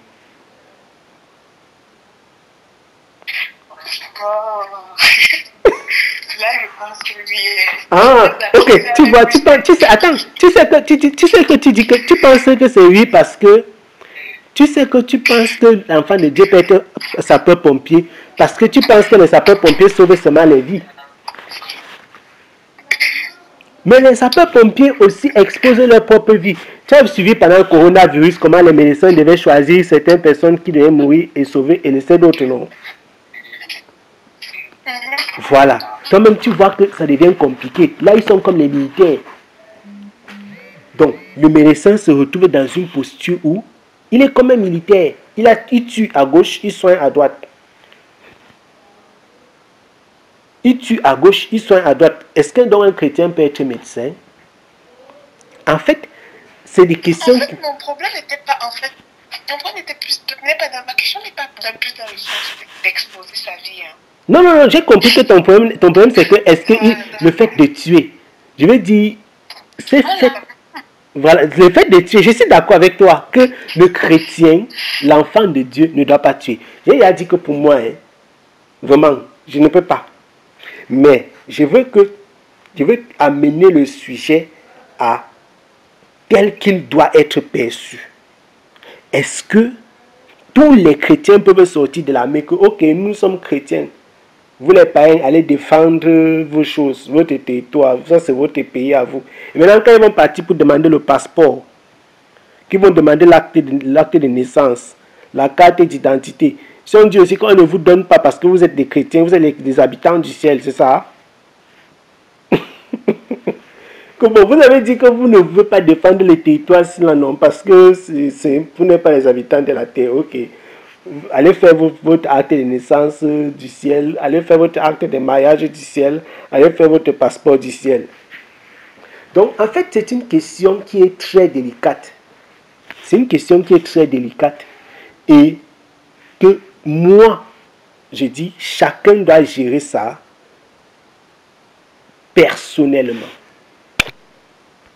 Si quelqu'un te dit que non, le chrétien ne doit pas être militaire, vraiment, je ne crois pas que ce soit une réponse. C'est facile de dire ça. Tu sais qu'il y a les militaires, il y a les médecins même, il y a tous les corps de métier dans l'armée. C'est-à-dire, je peux être pharmacien militaire. Donc je suis dans l'armée, mais je ne tue pas les gens. Je soigne peut-être les militaires, je soigne même les civils. C'est juste que j'ai un code à respecter dans ma façon d'être médecin ou bien pharmacien, parce que les pharmaciens militaires et les médecins militaires n'ont pas droit à la grève, par exemple. C'est honneur et fidélité à la nation. Regarde, on va lire Jean chapitre 18, que tu connais déjà, et que vous tous vous connaissez. Jean chapitre 18.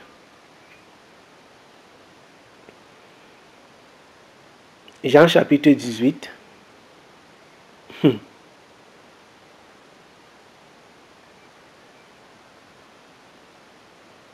C'est même Jean chapitre 18, non, attendez. Nous allons lire. C'est merveilleux. Hein? Ce que tu dis, en tout cas,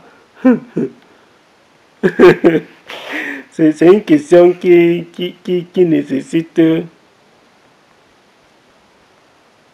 Ça nécessite vraiment une belle petite réflexion.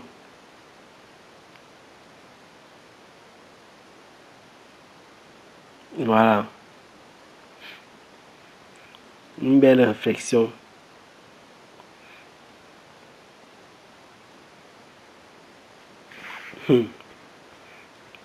Donc,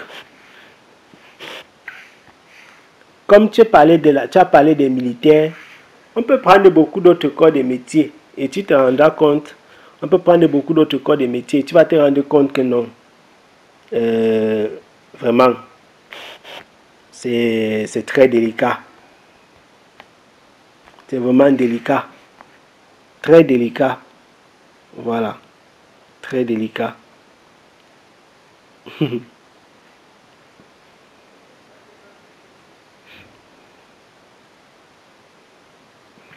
On va lire dans les évangiles.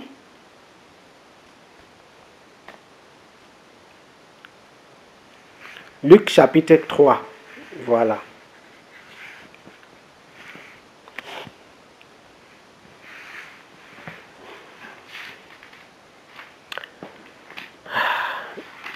Je pensais qu'il y a ça dans... Attends, non. Luc, merci.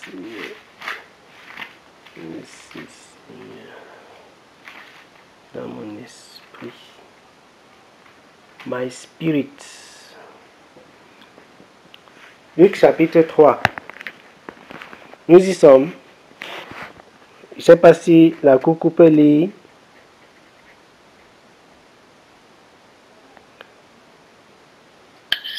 À partir du chapitre, du verset 12. Ok. À partir du verset 12 jusqu'au verset 14. D'accord. De 3, 12 à 14. Il vint aussi des publicains pour être baptisés. Et il lui dit, Maître, que devons-nous faire? Il leur répondit, n'exigez rien au-delà de ce qui vous a été ordonné. Les soldats aussi lui demandaient, et nous, que devons-nous faire? Il leur répondit, ne commettez ni extorsion ni fraude envers personne, et contentez-vous de votre solde. Amen. Amen. Voilà. Merci Seigneur. C'est ce texte que je cherchais. Le travail de l'homme. Vous voyez, quand j'ai parlé tout à l'heure de 3 aspects qui sont importants dans le travail de l'homme. La compromission sur le plan spirituel, sur le plan physique, sur le plan comportemental. On n'a pas évoqué beaucoup l'aspect spirituel, mais nous connaissons tous les métiers ici dehors. Tu entres d'abord dedans, tu commences au départ, c'est bien. Après, on te dit que viens signer les pactes. Les artistes sont les champions dans ça. Les artistes sont la compromission. Ce n'est pas parce que tu cherches un job pour nourrir ta famille que tu vas te compromettre spirituellement. Il y a les choses où on demande de venir ramasser la pièce, entre guillemets. Vous connaissez ce que ça veut dire ramasser la pièce, la sodomie. C'est comme ça les termes que les Camerounais utilisent vulgairement. L'homosexualité a pris... Donc, ça c'est la compromission sur le plan spirituel et même sur le plan physique. Donc, ici, le Seigneur rencontre des personnes du commun des mortels qui lui demandent en fait que comment nous allons faire. J'aime ce texte-ci parce que il est terre à terre et parce que c'est de Jésus-Christ dont il est question. C'est-à-dire, quand on regardait les paroles qui sortaient de la bouche du Seigneur, les gens étaient émerveillés. Si vous lisez dans ce texte, on dit que les personnes sont venues, du Seigneur, des gens plutôt, les personnes sont venues demander que comment nous allons faire. Comment nous allons faire. Ça veut dire que, vous savez quel était le ministère des gens? Le ministère des gens, c'était quoi? Amener les gens à la repentance. C'est ce que Jean lui-même a dit de sa propre bouche. Que je suis venu pour prêcher la repentance. Lui, il va vous donner le Saint-Esprit. C'est ce que Jean lui-même a dit. Qu'il est venu pour amener la repentance et lui et l'autre va venir avec le Saint-Esprit. Et maintenant, quand le Seigneur, tu fais que dire le Seigneur, quand Jean est en train de faire son ministère, il y a des personnes qui arrivent naturellement pour se renseigner par rapport à leur vie. Qu'est-ce qui peut être bon? Puisque Jean est en train de nous prêcher la repentance, quelles sont les choses que nous faisons dans notre vie qui peuvent ne pas être bonnes par rapport à notre métier? il y a deux groupes particulièrement dont on parle dans le livre de Luc chapitre 3 et qui rencontre Jean. J'ai encore failli dire le Seigneur. Qui rencontre Jean. Il demande les premiers groupes, les premières personnes qui viennent. Après que Jean ait parlé de produire le fruit de la repentance et tout ça, on dit que les péagers, vous vous souvenez que tout à l'heure nous avons parlé des péagers, les gens qui travaillent, les collecteurs d'impôts et tout, péagers, dans certains textes on les appelle les péagers et tout ça. Que ce soit péager, collecteur d'impôts, puisque le péage, qu'on dit même le péage là, c'est un impôt. Ce sont les gens du même groupe. On les considère comme des grands pécheurs. Pourquoi? À cause de cette compromission sur le plan psychologique dans laquelle ils sont. La corruption, sur le plan mental, sont des voleurs, ce sont des menteurs, des escroqueurs, entre guillemets, des escrocs, des tricheurs. Ils trichent sur les documents, sur les chiffres. Vous voyez? Ils trichent sur les chiffres. Au Cameroun, on connaît ce que les agents des impôts, comment ils vivent, le train de vie. Voilà. Et on dit quoi? Il dit que, j'ai encore failli dire Jésus. Jean dit que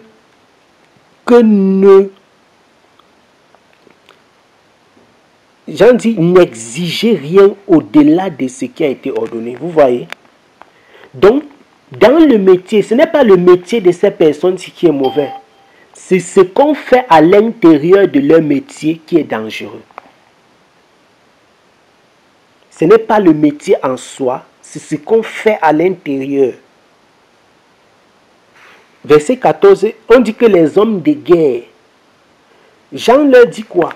Que n'usez pas de violence, n'usez point de violence, virgule, plutôt, ni de tromperie envers personne. Ça fait 2. Parce que les militaires peuvent être violents pour rien. Vous voyez, les militaires, si un enfant de Dieu, si un chrétien est militaire ou gendarme, il ne va pas utiliser la violence, je vais appeler ça comment, la violence gratuite, si on peut appeler ça ainsi. Parce qu'un enfant de Dieu peut être militaire, peut être gendarme, peut être policier. Il ne va pas utiliser tu ne vas pas violenter des personnes gratuitement. Tu ne vas pas te comporter comme les gens du monde. Et puis comme je disais, militaire, gendarme, policier, là il y a plein d'autres sous-métiers à l'intérieur. On ne peut pas englober pour dire qu'un enfant de Dieu ne peut pas être. Maintenant, lorsque tu te retrouves dans ces métiers-là, comment est-ce que tu dois vivre? Comment est-ce que tu dois te comporter? Il dit que ne soyez pas violents et n'utilisez pas de tromperie envers les personnes. Or, vous voyez par exemple ce qui se passe, je vais encore prendre seulement le cas du Cameroun, la guerre qu'il y a au Cameroun. Comment parfois on se retrouve avec des militaires qui font des bavures.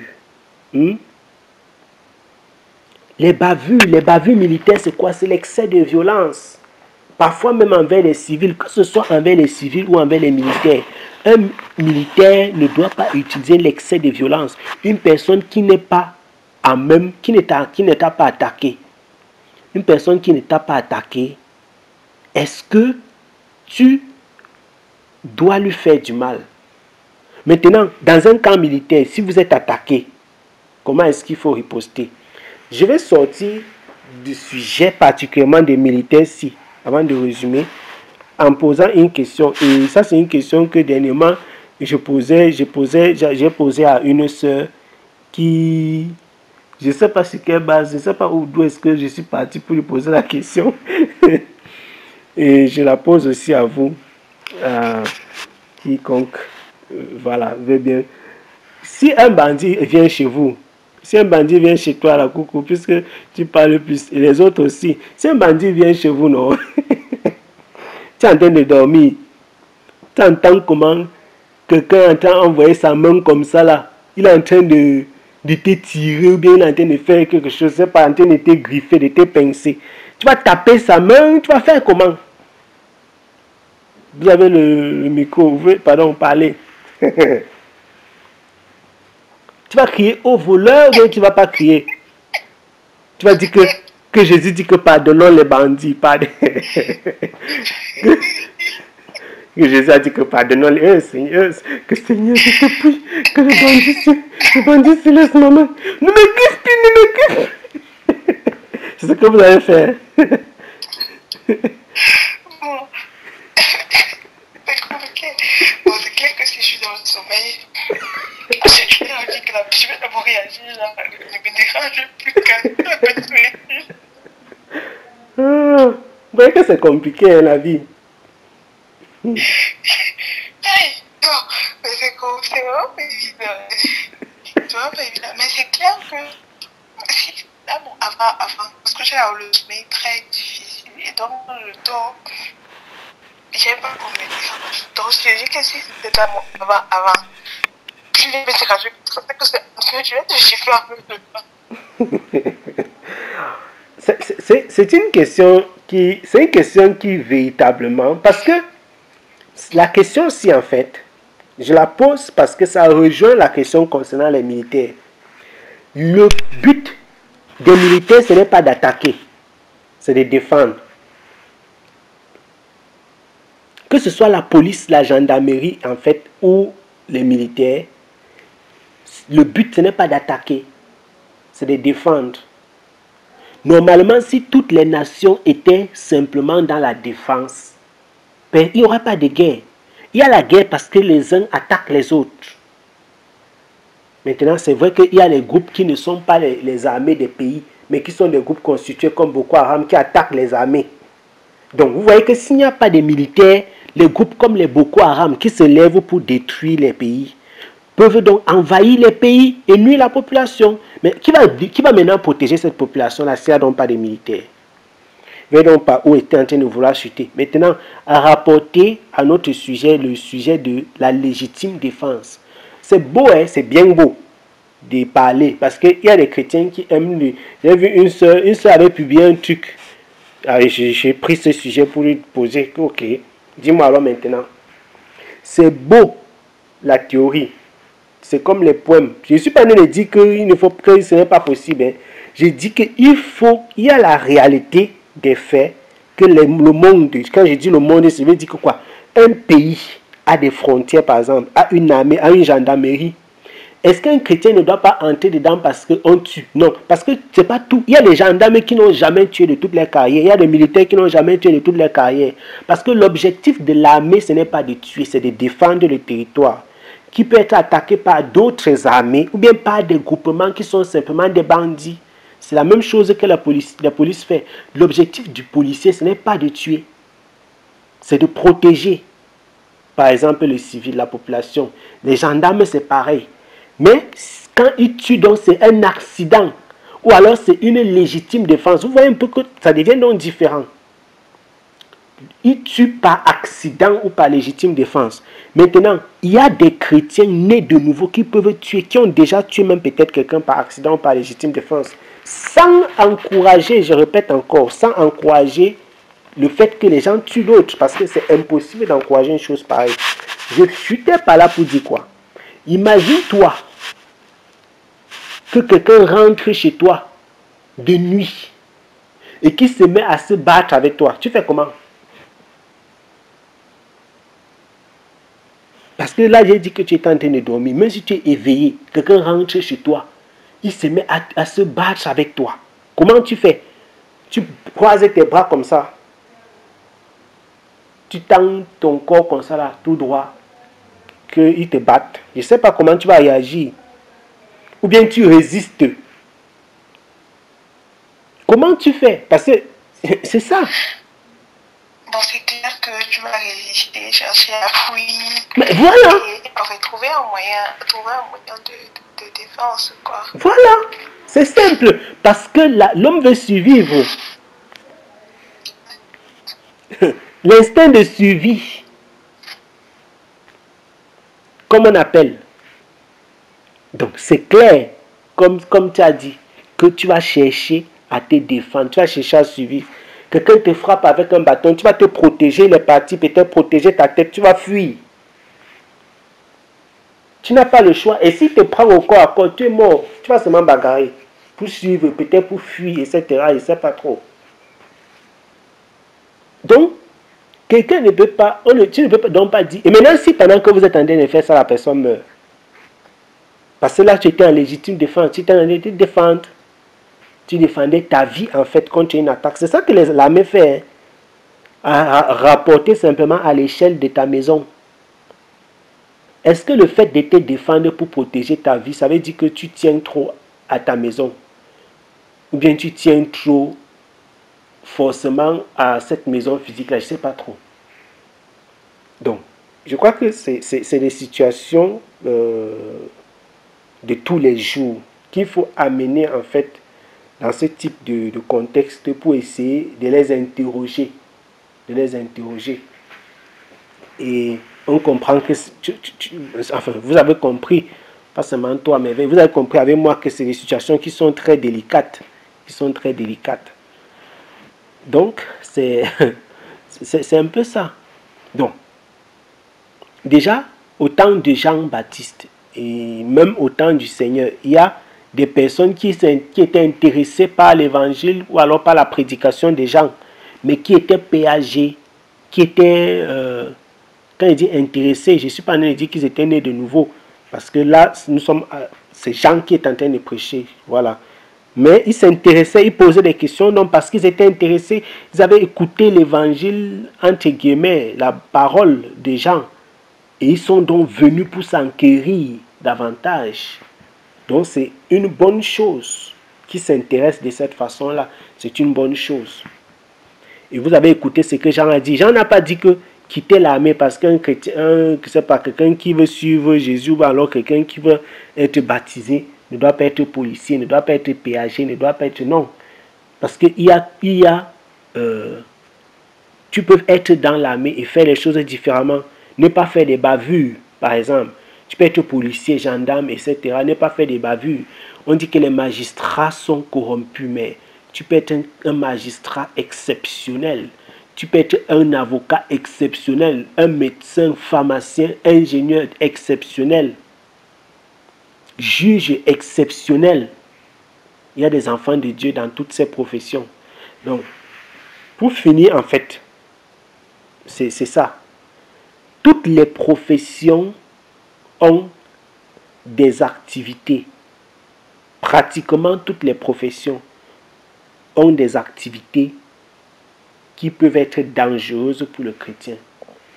Et donc, dans chacune de ces professions-là, on devait se poser la question, est-ce que je dois faire telle chose ou telle autre? Est-ce que je ne dois pas éviter cet acte-ci? Ça peut être un acte médical, un acte, je ne sais pas quoi, chez les juristes, un acte, etc. Tu es militaire et on t'envoie tuer quelqu'un pour rien, par exemple.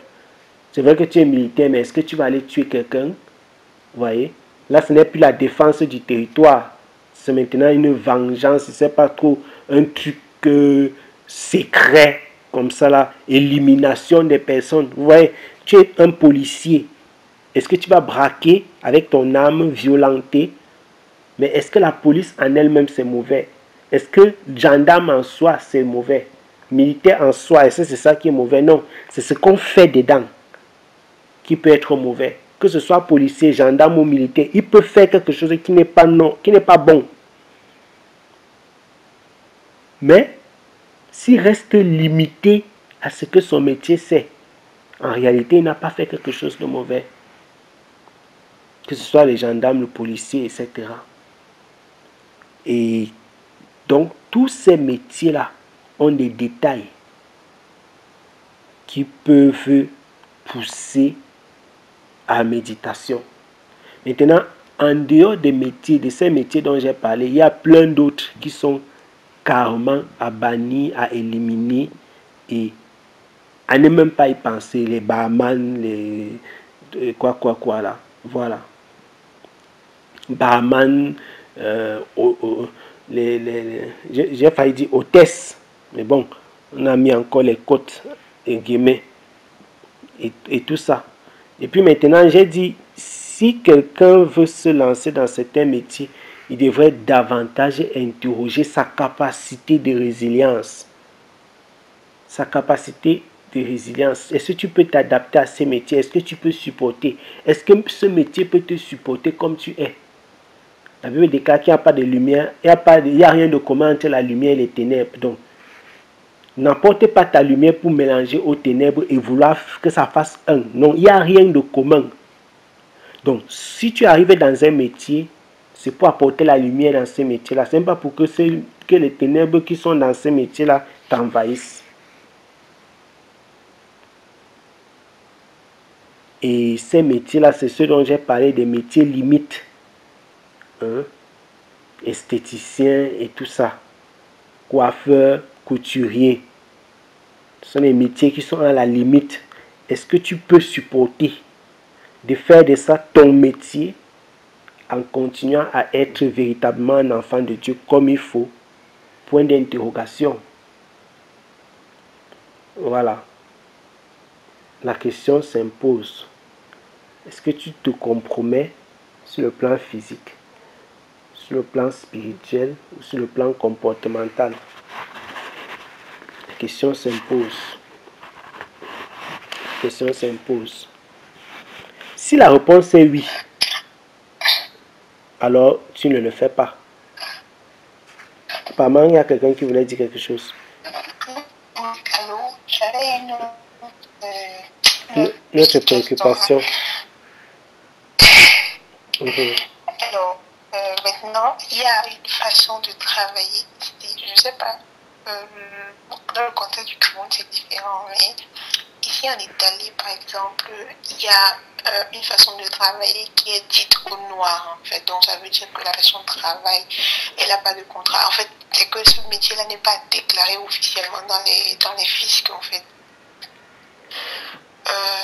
Et puis, j'étais en train de me poser la question, mais étant donné que on doit, en fait, parce qu'on doit respecter les autorités, il faut payer normalement ses taxes et ne pas faire les cachotteries derrière. En tant que chrétien, on doit être citoyen clean.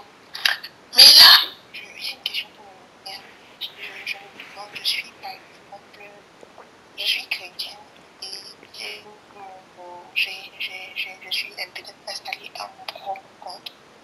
Et là, il y a peut-être un frère qui n'a plus de métier et qui attend peut-être d'être régularisé sur la situation des documents, la situation avec des documents faits de sorte que il ne peut pas, on ne peut pas lui signer un contrat, il ne peut travailler normalement dans les normes comme cela, je sais pas quoi.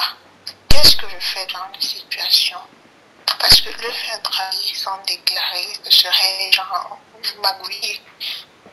Mais, et puis maintenant, dans la situation où je suis en train de vouloir aider quelqu'un, est-ce que forcément c'est mauvais? Je ne sais pas si je me fais comprendre. Tu te fais très bien comprendre. Oui. Voilà, c'est un peu ça.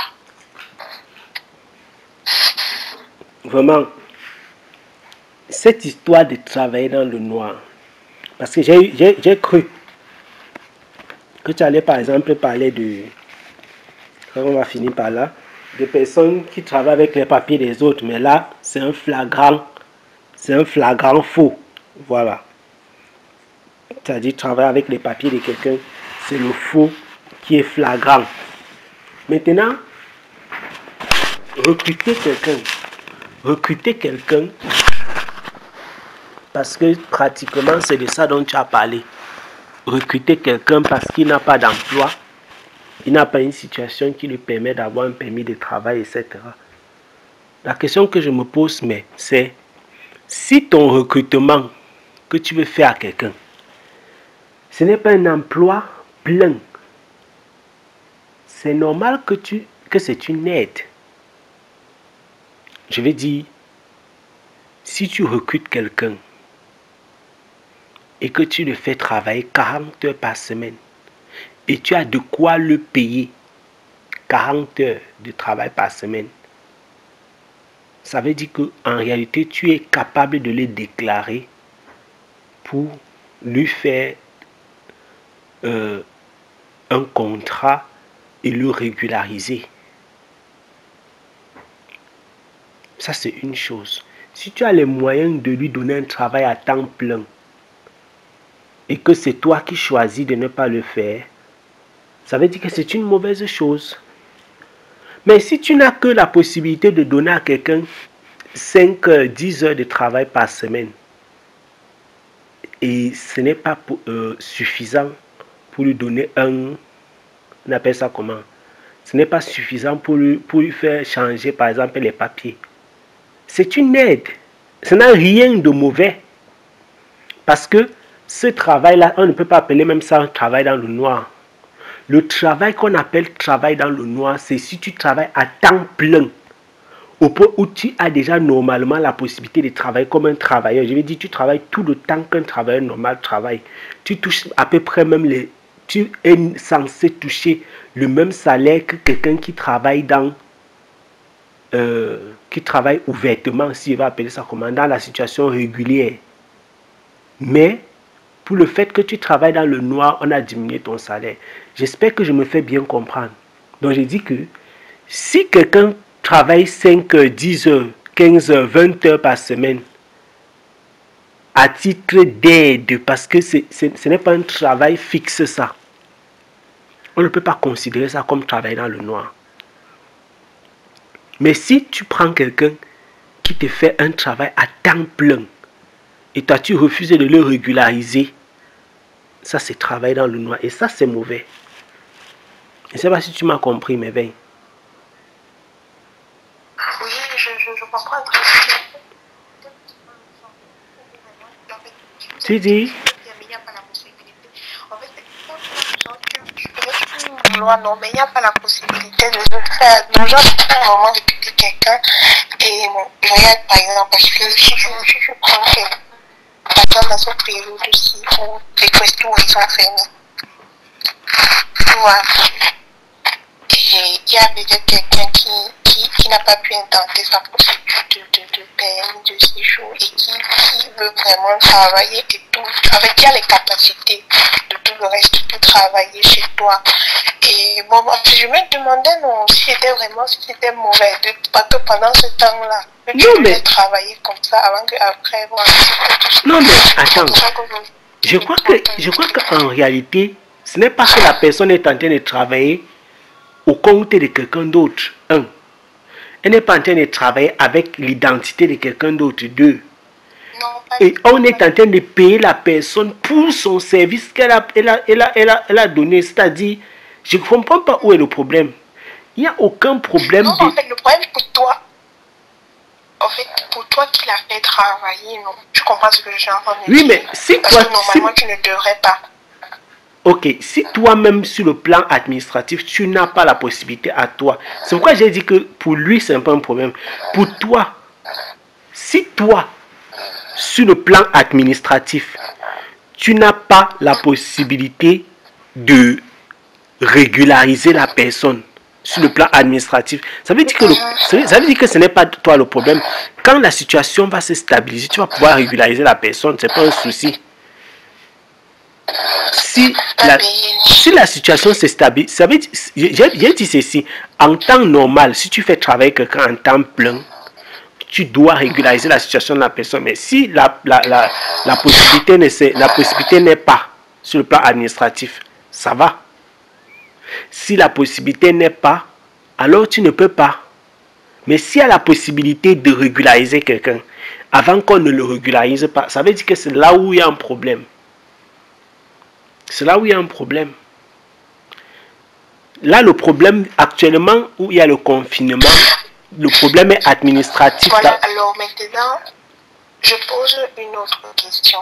Allant toujours dans le même sens, maintenant, je joue dans l'entrepreneuriat parce que ici, pour pouvoir recruter quelqu'un, pour pouvoir dans ton entreprise, il y a une, je sais pas comment est-ce que je vais dire, une formation extra et extra à verser. Tu vois, avant de pouvoir recruter normalement quelqu'un. Et maintenant, le fait, avant de pouvoir recruter, avant de pouvoir dire, bon, j'amène des personnes peut-être sur ton travail, Bon, n'ayant pas fait des choses comme ça, n'ayant pas fait ça, et que tu fasses travailler les gens, même si c'est pour les aider dans ton entreprise, est-ce que ce n'est pas mauvais? En fait, je disais ceci, je disais que si tu prends quelqu'un pour le faire travailler pour un temps bien limité, à titre d'aide, j'ai bien dit, je ne suis pas en train de parler un travail à temps indéfini. Hein. Je suis en train de parler d'un travail limité. C'est un peu comme si quelqu'un te rencontrait là en route. Et puis il te disait que la semaine, si je voudrais que tu viennes m'aider à faire telle chose, à déménager par exemple, et puis je vais te payer. Ou bien toi, tu rencontres quelqu'un, toi merveille, tu rencontres quelqu'un, tu lui dis que bon, la semaine, si je voudrais que tu m'aides à déménager, je vais te payer ceci. Ça, c'est un travail limité dans le temps. Et tu le fais pour quelqu'un, peut-être parce que tu veux aider la personne. Ça, ce n'est pas un problème. Si c'est un recrutement, c'est pourquoi j'ai dit que si toi tu as une entreprise qui recrute quelqu'un et qui ne le régularise pas, c'est un problème. Le problème se pose, est-ce que tu es en train de faire individuellement ou bien tu es en train de faire dans le cadre d'une entreprise? Tu ne peux pas avoir une entreprise qui a une personne qui exploite une personne et qui ne régularise pas la personne. Ça veut dire que c'est la mafia. C'est pourquoi j'ai dit, si une personne recrute une autre personne sur le plan personnel, je dis même sur le plan personnel, sur le plan individuel, comme ça entre vous, qu'il t'aide à faire quelque chose. Ce n'est pas que tu as une entreprise ou bien non. Il t'aide de temps en temps à faire quelque chose et tu l'aides. Ça existe tout le temps. Même les simples pourboires que les gens font dans les dehors. Aide-moi à porter telle chose, tu déposes là-bas et puis je vais te donner de l'argent. Ça existe, ça se fait. Ce n'est pas comme si c'est une entreprise. Ce n'est pas comme si cet argent-là, ce n'est pas comme si cette activité-là, je ne sais pas trop, c'était régularisé par quelque chose. Peut-être c'est régularisé, mais je ne pense pas. C'est limité dans le temps, c'est limité, bref. Mais si actuellement j'ai une entreprise qui s'appelle, je ne sais pas, XXXMG, quelque chose comme ça, je sors une entreprise comme ça, et puis j'utilise une personne pendant 6 mois, 1 an. Je ne régularise pas la personne. Pourtant, elle travaille à temps plein. Là, c'est le faux, parce que la personne, elle n'est pas régularisée, elle n'est pas assurée, je ne paie pas les impôts sur elle, etc. Donc je fais travailler la personne dans le noir. Ça, c'est le faux. Qui n'est pas à confondre avec le fait que je rencontre un sans-papier ici dehors et que je lui dise que la semaine prochaine, j'ai quelque chose à faire chez moi, viens et tu vas faire et puis je vais te motiver. Je ne sais pas si tu me comprends un peu.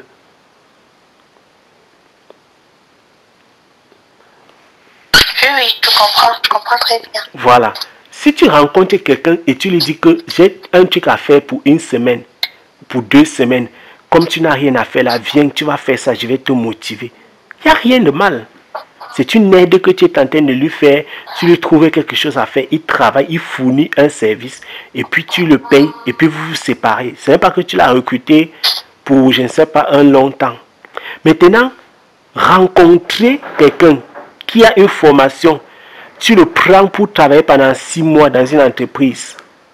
Et puis tu le payes seulement dans le noir. Là, c'est le faux. Là, c'est le faux parce que tu ne le couvres pas, il n'a pas l'assurance, il n'a pas les papiers, et puis tu ne payes pas les impôts sur lui. Ça, c'est faux. Parce que même actuellement, je vais dire, actuellement, si où on appelle ça quoi, les services administratifs sont fermés, on est censé, tu es censé quand même, si tu dois avoir une personne qui travaille pour toi pendant un long temps comme ça, au moins signaler la personne. Les activités, certaines activités restent possibles de façon électronique. Donc, il y a des choses qui se font, même si ça prend plus de temps. Je dis bien, si tu veux recruter quelqu'un pour un temps flash, un temps défini, même en Italie, je crois que les étudiants peuvent travailler pendant 20 heures avec un permis d'étudiant. par exemple, et dans beaucoup de pays européens. Donc, une personne qui n'a pas de situation régulière et que tu veux aider pour quelques jours, quelques heures et tout ça, il n'y a aucun problème. Tu prends la personne, tu l'aides, elle t'offre un service et puis tu le payes, vous vous séparez. Tu ne l'as pas recruté. Mais tu ne vas pas faire la même chose pour des mois et des mois en gardant la personne toujours dans le noir en disant que tu es en train de l'aider. Non, là, ce n'est pas une aide. C'est l'exploitation en fait que tu es en train de faire à la personne à ce moment-là. Parce que la personne est en train de travailler dans le noir, tu ne payes pas les impôts sur elle, mais tu lui donnes simplement un salaire, le strict minimum, etc. etc. Là maintenant, c'est le noir, c'est le trafic des fonds. Je ne sais pas si on appelle ça comment. Je ne sais pas, tu es en train de... Voilà. En tout cas, tu trompes l'État et tu trompes la personne en elle-même parce qu'elle n'est pas assurée. Il y a un certain nombre de choses, elle n'est pas couverte. Si elle se sépare, si elle a un accident par exemple et tout ça, si il y a beaucoup de choses qui peuvent se produire. Il y a un accident, pas seulement. Et si elle se sépare de toi, elle ne touche aucune retraite. Vous vous séparez seulement comme ça. Elle ne touche aucune pension, je voulais dire. Pourtant, quand une personne est assurée, quand une personne est à l'IMS et qu'elle a travaillé pendant un certain temps, elle peut toucher une pension sur ça. Donc, il y a plein de choses que la personne n'aura pas. Et c'est toi, l'employeur, qui gagne. Tu comprends un peu? C'est pourquoi j'ai dit qu'il faut bien définir. Si c'est les choses ponctuelles, limitées, etc., c'est une aide. Il n'y a aucun souci. Mais si c'est allongé dans le temps, c'est une entreprise et tout ça, non, non, non. Là, ce n'est plus une aide, c'est de l'exploitation. Et là, c'est déjà mauvais. C'est pourquoi je parle même sur le plan psychologique. Déjà, quand tu recrutes quelqu'un et que tu es en train de l'aider, tu sais que tu es en train de l'aider. Si tu es en train de l'exploiter, tu sais que tu es en train de l'exploiter. Là, le cœur de l'homme, normalement, lui dit pour toutes ces choses-là. C'est-à-dire, si toi-même, tu sais que non, l'affaire ici, là, je suis pas en train de... Je n'ai pas dit à la police parce que je suis en train de cacher. Tu sais dans ton cœur que je suis en train de cacher. Je suis en train de faire ça en secret. Tu vois. Si tu es en train d'aider quelqu'un pour 2 jours, toi aussi, tu sais dans ton cœur que je suis en train de l'aider pour 2 jours, pour 1 semaine. Mais si tu es en train de l'exploiter pour 6 mois dans le noir, tu sais. On n'a même pas besoin de te dire que c'est un péché. Ceux qui font ça savent. Ils savent. Tout simplement ça. Donc, nous avons terminé. Donc, nous avons terminé le sujet concernant, en espérant qu'on a satisfait, Olive. Le sujet concernant